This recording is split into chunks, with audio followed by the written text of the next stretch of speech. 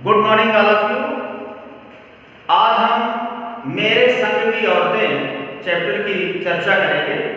यह पाठ मृदुला गर्ग के द्वारा लिखा गया है। इसमें लेखिका ने अपने पारिवारिक परिवेश का चित्रण किया है। इस पाठ में लेखिका ने अपने नाना नानी, दादा दादी, परदादी, माँ और बहनों का चित्रण किया है। लेखिका ने अपने नानी को कभी देखा नहीं, नानी से कहानी नहीं सुनी, लेकिन नानी की कहानी जरूर सुनी थी और वह उनके व्यक्तित्व से अत्यंत प्रभावित थी।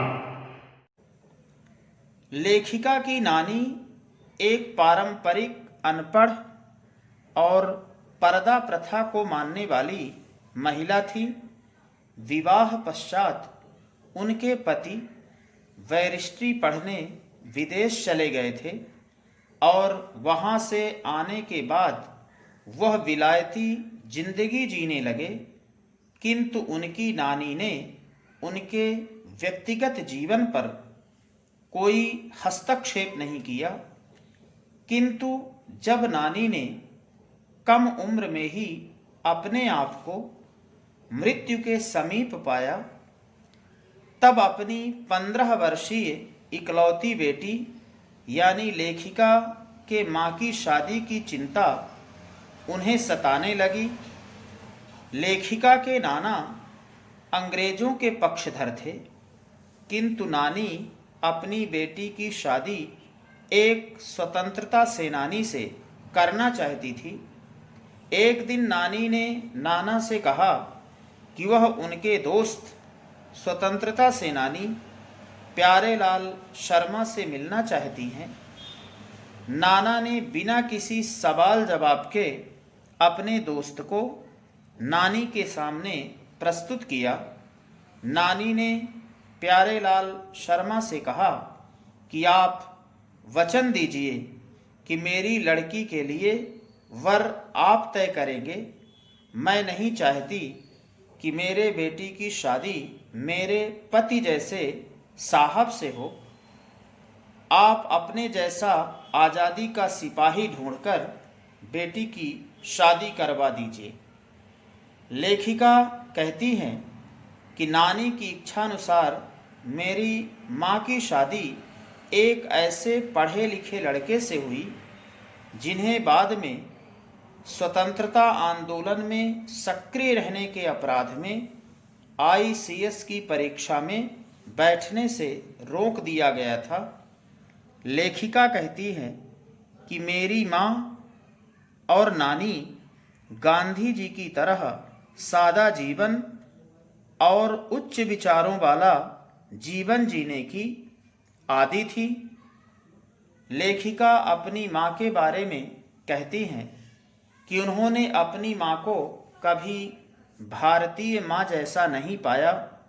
उन्होंने कभी हमें प्यार और दुलार नहीं दिया, कभी हमारे लिए खाना नहीं बनाया और न ही कभी अच्छी पत्नी और बहू बनने की सीख दी। उनका ज़्यादा समय पुस्तकें पढ़ने, साहित्य चर्चा और संगीत सुनने में व्यतीत होता था।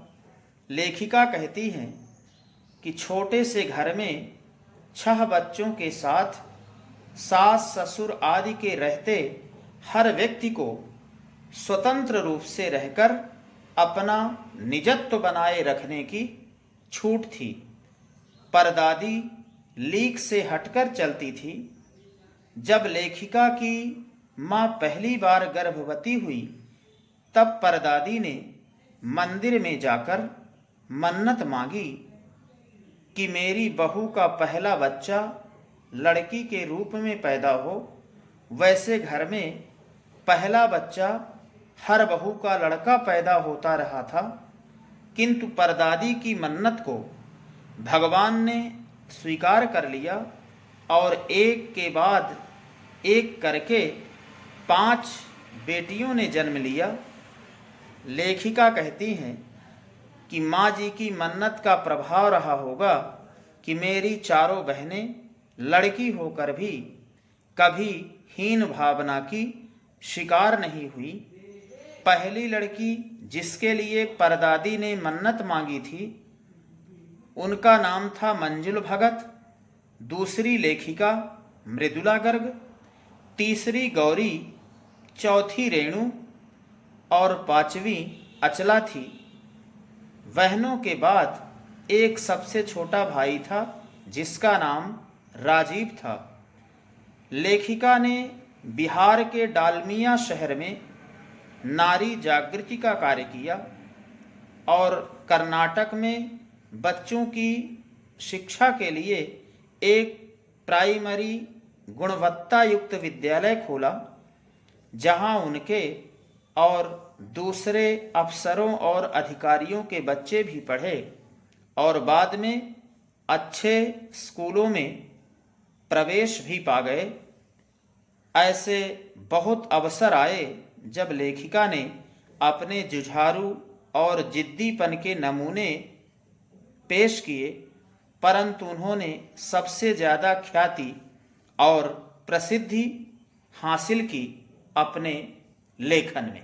इस प्रकार ये चैप्टर आपको ध्यानपूर्वक सुनना है और इसके क्वेश्चन आंसर के बारे में हम बाद में चर्चा करेंगे।